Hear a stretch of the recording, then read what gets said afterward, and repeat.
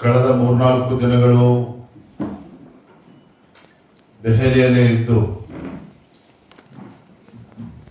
ನಮ್ಮ ಪಕ್ಷದ ಎಲ್ಲ ಹಿರಿಯ ನಾಯಕರನ್ನ, ರಾಷ್ಟ್ರೀಯ ನಾಯಕರುಗಳನ್ನ ಭೇಟಿ ಮಾಡಿ ನಿನ್ನೆ ರಾತ್ರಿ ದೆಹಲಿಯಿಂದ ನೇರವಾಗಿ ಮಂಗಳೂರಿಗೆ ಬಂದು ಇವತ್ತು ಮುಂಜಾನೆ ಶ್ರೀ ಕ್ಷೇತ್ರ ಧರ್ಮಸ್ಥಳ ಮಂಜುನಾಥೇಶ್ವರನ ಸನ್ನಿಧಿಯಲ್ಲಿ ಪ್ರಾರ್ಥನೆಯನ್ನು ಸಲ್ಲಿಸಿ ನಮ್ಮೆಲ್ಲ ಶಾಸಕರು, ಸಂಸದರು, ಪಕ್ಷದ ಅಧ್ಯಕ್ಷರು ಎಲ್ಲ ಹಿರಿಯ ಕಾರ್ಯಕರ್ತರ ಜೊತೆ ದರ್ಶನ ಪಡೆದುಕೊಂಡು ನಿಮ್ಮೊಟ್ಟಿಗೆ ಇದ್ದೇನೆ. ನಾನು ಭಗವಂತನಲ್ಲಿ ಪ್ರಾರ್ಥನೆಯನ್ನ ಸಲ್ಲಿಸಿದ್ದೇನೆ. ಮಂಜುನಾಥೇಶ್ವರನ ಸನ್ನಿಧಿಯಲ್ಲಿ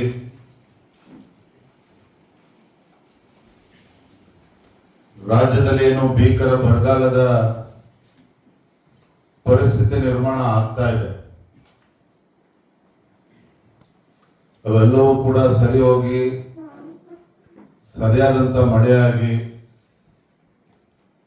ಈ ನಾಡಿನ ರೈತರ ಬದುಕನ್ನ ಹಸನಾಗಬೇಕು,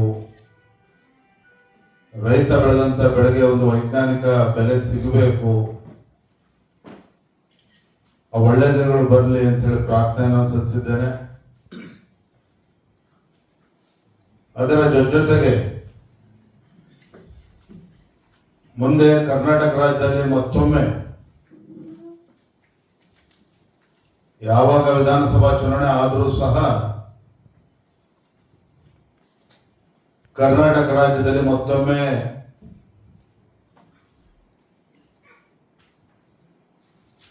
ನಮ್ಮೆಲ್ಲರ ನೇತೃತ್ವದಲ್ಲಿ ಒಂದು ಜನಪರವಾಗಿರ್ತಕ್ಕಂಥ ಒಂದು ಒಳ್ಳೆಯ ಸರ್ಕಾರ ರಾಜ್ಯದಲ್ಲಿ ಅಧಿಕಾರಕ್ಕೆ ಬರಬೇಕು,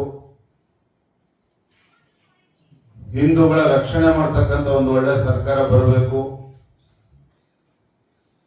ರಾಜ್ಯದ ಸರ್ವತೋಮುಖ ಅಭಿವೃದ್ಧಿ ಆಗ್ತಕ್ಕಂಥ ಒಳ್ಳೆಯ ಸರ್ಕಾರ ಬರಬೇಕು. ಆ ನಿಟ್ಟಿನಲ್ಲೂ ಕೂಡ ನಾನು ಪ್ರಾರ್ಥನೆ ಸಲ್ಲಿಸಿದ್ದೇನೆ.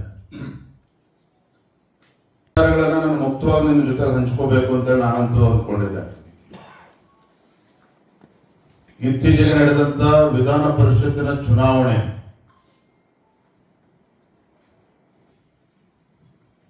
ನಮ್ಮ ಇಬ್ಬರು ಅಭ್ಯರ್ಥಿಗಳು, ಲಿಂಗರಾಜ್ ಪಾಟೀಲ್ ಒಬ್ಬ ಪಕ್ಷದ ಹಿರಿಯ ಕಾರ್ಯಕರ್ತ, 37-38 ವರ್ಷಗಳ ಕಾಲ ಸತತವಾಗಿ ಸಂಘಟನೆಯ ವಿವಿಧ ಹುದ್ದೆಗಳನ್ನ ತೆಗೆದುಕೊಂಡು, ಜವಾಬ್ದಾರಿನ ತೆಗೆದುಕೊಂಡು ದುಡಿದಂತ ಲಿಂಗರಾಜ್ ಪಾಟೀಲ್ ಅವರನ್ನು ಅಭ್ಯರ್ಥಿಯಾಗಿ ಮಾಡಿದ್ವಿ. ಅತ್ಯಂತ ಹಿಂದುಳಿದ ಸಮಾಜ, ಮಡಿವಾಳ ಸಮಾಜಕ್ಕೆ ಸೇರಿದಂತ ನಮ್ಮ ಓಬಿಸಿ ಮೋರ್ಚಾದ ಅಧ್ಯಕ್ಷ ರಘು ಕೌಟಿಲ್ಯ ಅವರನ್ನು ಕೂಡ ಅಭ್ಯರ್ಥಿ ಮಾಡಿದ್ವಿ. ರಘು ಕೌಟಿಲ್ಯ ಅವರು 29 ಮತಗಳನ್ನ ಪಡೆದರು. ಲಿಂಗರಾಜ್ ಪಾಟೀಲ್ ಅವರು 27 ಮತಗಳನ್ನ ಪಡೆದುಕೊಂಡು ಜಯಶಾಲಿ ಆಗಿದ್ದಾರೆ, ತಿಳಿದಿರುವಂತ ವಿಚಾರ. ಆದರೆ ಚುನಾವಣೆ ಸಂದರ್ಭದಲ್ಲಿ ನಡೆದಂತ ಅಡ್ಡ ಮತದಾನ ನನ್ನನ್ನು ಸೇರಿದಂತೆ ರಾಜ್ಯದ ಲಕ್ಷಾಂತರ ಕಾರ್ಯಕರ್ತರು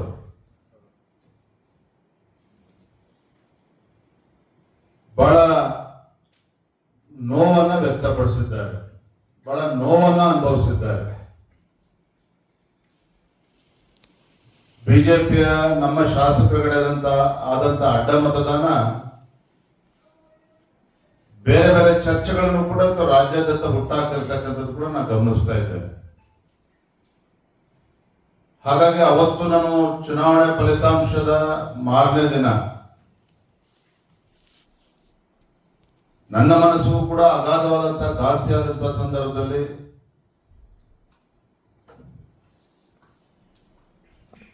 ಶಾಸಕಾಂಗ ಪಕ್ಷದ ಸಭೆ ಧರ್ಮಸ್ಥಳದಲ್ಲಿ ಆಗ್ಬೇಕು, ಶಾಸಕರು ಸನ್ನಿಧಿಯಲ್ಲಿ ಸತ್ಯಾಸತ್ಯತೆ ತಿಳಿದುಕೊಳ್ಬೇಕು ಅಂತೇಳಿ ನಾನು ಹೇಳಿದ್ದು ನಿಜ. ನಾನು ಕೂಡ ಒಬ್ಬ ಭಾವನಾತ್ಮಕ ವ್ಯಕ್ತಿ. ನನ್ನ ಮನಸ್ಸಿಗೆ ಏನು ತೋಚ್ತೋ ಅದನ್ನು ಹೇಳಿದ್ದೇನೆ. ಪಕ್ಷದ ಎಲ್ಲ ಹಿರಿಯ ನಾಯಕರ ಅಭಿಪ್ರಾಯದ ಮೇರೆಗೆ ಇಲ್ಲ ವಿಜೇಂದ್ರ ಅವರೇ, ಇದಕ್ಕೆ ನಾವು ಅಲ್ಲಿ ತನಕ ತೆಗೆದುಕೊಂಡು ಹೋಗೋದು ಬೇಡ, ವರಿಷ್ಠರ ಗಮನಕ್ಕೆ ತರೋಣ, ಇಂದಲ್ಲ ನಾಳೆ ಸತ್ಯ ಏನು ಅಂತ ಹೇಳಿ ಗೊತ್ತಾಗೇ ಆಗ್ತದೆ.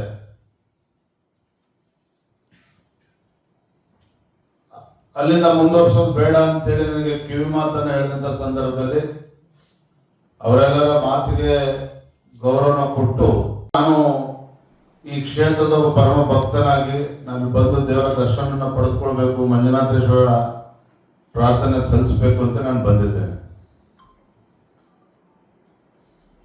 ಸಾಕಷ್ಟು ಅಪಪ್ರಚಾರಗಳು ಅವತ್ತು ಕೂಡ ಆಯಿತು, ಇವತ್ತು ಕೂಡ ಆಗ್ತಾ ಇದೆ.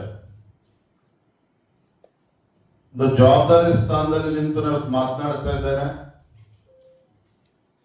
ಈ ಒಂದು ಪವಿತ್ರ ಕ್ಷೇತ್ರದಲ್ಲಿ ನಿಂತು ನಾನು ಮಾತನಾಡ್ತಾ ಇದ್ದೇನೆ. ನಾನು ಏನ್ ಮಾತನಾಡ್ತಾ ಇದ್ದೇನೆ ಅಂತಕ್ಕಂಥ ಅರಿವು ಕೂಡ ನನಗಿದೆ. ಏನು ಅಡ್ಡ ಮತದಾನ ಆದಾಗ ರಾಜ್ಯದ ಅಧ್ಯಕ್ಷರು ವಿಜೇಂದ್ರ ಮತ್ತು ನಾಡಿನ ಮುಖ್ಯಮಂತ್ರಿ ಡಿ ಕೆ ಶಿವಕುಮಾರ್ ಅವರ ವ್ಯವಹಾರಿಕ ಸಂಬಂಧ, ಡಿ ಕೆ ಶಿವಕುಮಾರ್ ಮತ್ತು ವಿಜೇಂದ್ರ ಮಧ್ಯೆ ಇರ್ತಕ್ಕಂಥ ಆತ್ಮೀಯತೆ, ಎಲ್ಲೋ ಒಂದ್ ಕಡೆ ನಾನೇ ಅಡ್ಡ ಮತದಾನಕ್ಕೆ ಅವಕಾಶನ ಮಾಡಿಕೊಟ್ಟಿದ್ದೇನೆ ಅನ್ನುವ ಆರೋಪಗಳು ಕೂಡ ಸಾಮಾಜಿಕ ಜಾಲತಾಣಗಳಲ್ಲೂ ಕೂಡ ಚರ್ಚೆ ಆಗ್ತಾ ಇದೆ, ಪತ್ರಿಕಾ ಮಾಧ್ಯಮಗಳು ಕೂಡ ಚರ್ಚೆ ಆಗ್ತಾ ಇದೆ. ಈ ಚರ್ಚೆಗೆ ಗ್ರಾಸ ಆಗಿರ್ತಕ್ಕಂಥದ್ದು ನಮ್ಮವರೇ ಅನ್ನೋ ಅರಿವು ಕೂಡ ನನಗಿದೆ. ಆದ್ರೆ ನಾನೊಂದು ಸ್ಪಷ್ಟಪಡಿಸ್ತಾ ಇದ್ದೇನೆ, ನಮ್ಮ ಪ್ರಧಾನಮಂತ್ರಿಗಳು ನರೇಂದ್ರ ಮೋದಿಜಿಯವರು, ಅಂದಿನ ರಾಷ್ಟ್ರೀಯ ಅಧ್ಯಕ್ಷರು ಅಮಿತ್ ಶಾಜಿ ಅವರು ಮತ್ತೆ ಎಲ್ಲ ಹಿರಿಯರ ಒಂದು ಆಶೀರ್ವಾದದಿಂದ ಇಷ್ಟೆಲ್ಲ ಹಿರಿಯರ ನಡುವೆ ಇಂಥ ಜವಾಬ್ದಾರಿ ಕೊಟ್ಟಂತ ಸಂದರ್ಭದಲ್ಲಿ ರಾಜ್ಯದ ಅಧ್ಯಕ್ಷನಾಗಿ ಇಂಥ ಕೀಳು ಮಟ್ಟದ ಕೆಲಸವನ್ನು ಮಾಡ್ತಕ್ಕಂಥ ಪ್ರಶ್ನೆ ಉದ್ಭವ ಆಗೋದಿಲ್ಲ. ವಿಜೇಂದ್ರ ಮತ್ತೆ ಡಿ ಕೆ ಶಿವಕುಮಾರ್ ಮಧ್ಯೆ ಯಾವುದೇ ರೀತಿಯ ವ್ಯವಹಾರಿಕ ಸಂಬಂಧವೂ ಕೂಡ ಇಲ್ಲ, ಯಾವುದೇ ಒಂದು ಆತ್ಮೀಯತೆಯೂ ಕೂಡ ನಮ್ಮ ಮಧ್ಯೆ ಇಲ್ಲ. ಆ ಒಬ್ಬ ಕೆಪಿಸಿಸಿ ಅಧ್ಯಕ್ಷರಾಗಿ ಏನ್ ಗೌರವ ಕೊಡ್ಬೇಕಿತ್ತು ನಾನು ಕೊಟ್ಟಿದ್ದೇನೆ. ರಾಜ್ಯದ ಮುಖ್ಯಮಂತ್ರಿಗಳಿಗೆ ಏನ್ ಗೌರವ ಕೊಡ್ಬೇಕು ಅವ್ರು ಕೊಡ್ಲೇಬೇಕಾಗ್ತದೆ ಒಬ್ಬ ಶಾಸಕನಾಗಿ. ಅದು ಬಿಟ್ರೆ ನಮ್ಮ ನಡುವೆ ಯಾವುದೇ ಒಂದು ಆತ್ಮೀಯತೆ ವ್ಯವಹಾರಿಕ ಸಂಬಂಧ ಇಲ್ಲ ಅನ್ನೋದನ್ನ ನಾನು ಮತ್ತೆ ಸ್ಪಷ್ಟಪಡಿಸ್ತಾ ಇದ್ದೇನೆ. ನಾನು ಭಗವಂತನ ಪ್ರಾರ್ಥನೆ ಕೂಡ ಸಲ್ಲಿಸಿದ್ದೇನೆ. ಯಾರು ಈ ರೀತಿ ಅಪಪ್ರಚಾರವನ್ನು ಮಾಡ್ತಾ ಇದ್ದಾರೆ ಆ ಭಗವಂತ ಒಳ್ಳೇದ್ ಮಾಡ್ಲಿ ಅನ್ನೋ ಪ್ರಾರ್ಥನೆ ಕೂಡ ನಾನು ಸಲ್ಲಿಸಿದ್ದೇನೆ.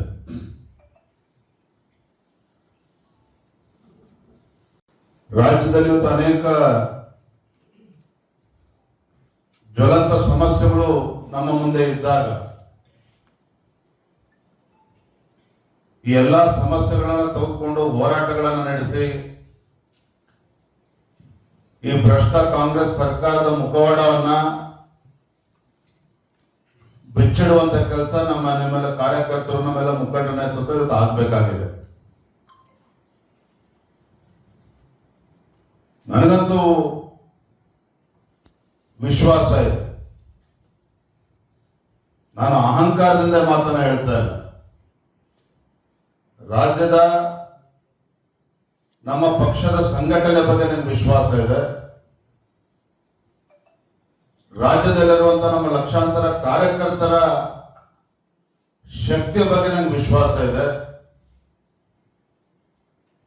ಏನು ಇಂಥ ಒಂದು ಜನ ವಿರೋಧಿ, ಬಡವರ ವಿರೋಧಿ, ರೈತರ ವಿರೋಧಿ, ಯುವಕರ ವಿರೋಧಿ ಕಾಂಗ್ರೆಸ್ ಸರ್ಕಾರ ಏನಿದೆ, ಮುಂದೆ ಬರ್ತಕ್ಕಂಥ ದಿನಗಳಲ್ಲಿ ಇಂಥ ದುಷ್ಟ ಕಾಂಗ್ರೆಸ್ ಸರ್ಕಾರವನ್ನ ಬುಡ ಸಮೇತ ಕಿತ್ತಾಕುವಂತ ಕೆಲಸ ನಮ್ಮೆಲ್ಲರ ಕಾರ್ಯಕರ್ತರ ಶ್ರಮದಿಂದ ನಾವು ಮಾಡ್ತೇವೆ ಅನ್ನುವ ಸಂಪೂರ್ಣವಾಗಿರ್ತಕ್ಕಂಥ ವಿಶ್ವಾಸ ನನಗಿದೆ.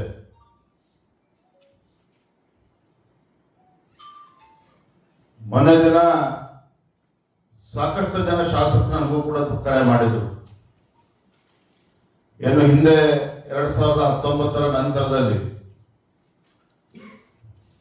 ಕಾಂಗ್ರೆಸ್ ಜೆಡಿಎಸ್ ಕಾಂಗ್ರೆಸ್ ಸರ್ಕಾರ ಇದ್ದಾಗ ಕಾರಣಾಂತರಗಳಿಂದ 17 ಶಾಸಕರು ಕಾಂಗ್ರೆಸ್ ಪಕ್ಷವು ಸೇರಿದಂತೆ ಮಂತ್ರಿ ಇದ್ದವರು ಕೂಡ ರಾಜೀನಾಮೆ ಕೊಟ್ಟು ಬಂದಿದ್ದಾರೆ. 17 ಜನ ಶಾಸಕರು ರಾಜೀನಾಮೆ ಕೊಟ್ಟು ಬಂದರು. ಯಡಿಯೂರಪ್ಪನವರ ನಾಯಕತ್ವದ ಬಗ್ಗೆ ವಿಶ್ವಾಸನಿಟ್ಟು ಪಕ್ಷವನ್ನು ಸೇರಿಸಿಕೊಂಡ್ರು. ಉಪಚುನಾವಣೆಗಳು ಆಯಿತು. 17ರಲ್ಲಿ ಬಹುತೇಕ 15 ಜನ ಮತ್ತೆ ಗೆದ್ದು ಬಂದರು. ಸನ್ಮಾನ್ಯ ಯಡಿಯೂರಪ್ಪನವರ ನೇತೃತ್ವದಲ್ಲಿ ಒಳ್ಳೆ ಸರ್ಕಾರವನ್ನು ಕೂಡ ಕೊಟ್ಟಿದ್ದಾರೆ. ಆದ್ರೆ ಮೊನ್ನೆ ಹಿರಿಯರಾಗಿರುವಂತಹ KS ಈಶ್ವರಪ್ಪನವರ ಹೇಳಿಕೆ ಅನೇಕ ನಮ್ಮ ಶಾಸಕರು ಬೇಸರದಿಂದ ದೂರವಾಣಿ ಕರೆ ಮಾಡಿದರು. ಬಹುಶಃ ಈಶ್ವರಪ್ಪನವರು ಮರ್ತಿರ್ಬೋದು, ಏನು ಹಿಂದಿನ ಸರ್ಕಾರ ಸಿದ್ದರಾಮಯ್ಯ ನೇತೃತ್ವದ ಸರ್ಕಾರ 5 ವರ್ಷಗಳ ಕಾಲ ಆಡಳಿತ ನಡೆಸಿತು. ರಾಜ್ಯದಲ್ಲಿ 18ಕ್ಕೂ ಹೆಚ್ಚು ಹಿಂದೂ ಕಾರ್ಯಕರ್ತರ ಬರ್ಬರ ಹತ್ಯೆ ಆಯಿತು. ನೂರಾರು ಸಾವಿರಾರು ಕಾರ್ಯಕರ್ತರ ಭಾಜಪ ಕಾರ್ಯಕರ್ತರು ಹಿಂದೂ ಕಾರ್ಯಕರ್ತರ ಮೇಲೆ ಮೊಕದ್ದಮೆಗಳನ್ನ ಹಾಕಿ ಕ್ರಿಮಿನಲ್ ಕೇಸಸ್ ಹಾಕಿ ಅವರನ್ನ ಕುಗ್ಗಿಸುವಂತ ಕೆಲಸವೂ ಕೂಡ ಷಡ್ಯಂತ್ರವೂ ಕೂಡ ಅಂದಿನ ಕಾಂಗ್ರೆಸ್ ಸರ್ಕಾರದಲ್ಲಿ ನಡೆಯಿತು.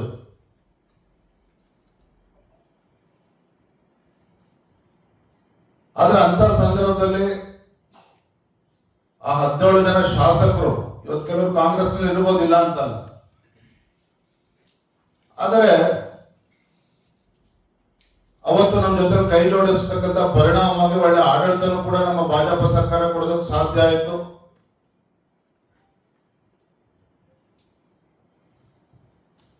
ನೂರಾರು ಸಾವಿರಾರು ಜನ ಕಾರ್ಯಕರ್ತರಿಗೆ ವಿವಿಧ ನಿಗಮಗಳಲ್ಲಿ ಅವಕಾಶ ಸಿಕ್ತು.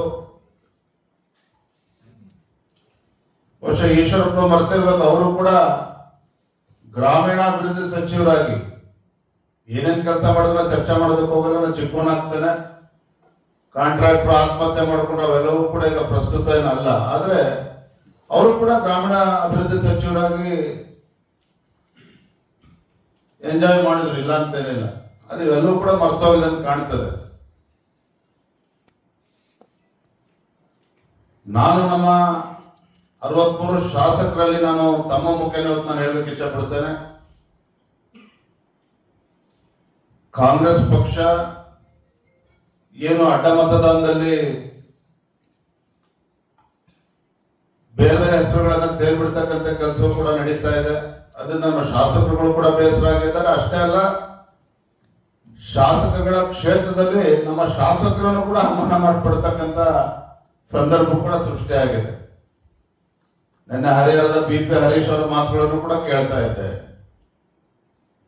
ನಮ್ಮ ಬಗ್ಗೆನೇ ನಮ್ಗೆ ಅನುಮಾನ ಪಡ್ತಕ್ಕಂಥ ಪರಿಸ್ಥಿತಿ ನಿರ್ಮಾಣ ಆಗಿರ್ತಕ್ಕಂಥದ್ದು ಸತ್ಯ. ಯಾರು ಇವತ್ತು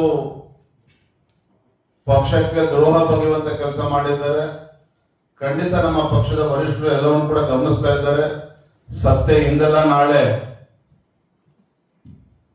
ಹೊರಗೆ ಬರಲೇಬೇಕಾಗ್ತದೆ, ಬಂದೇ ಬರುತ್ತದೆ.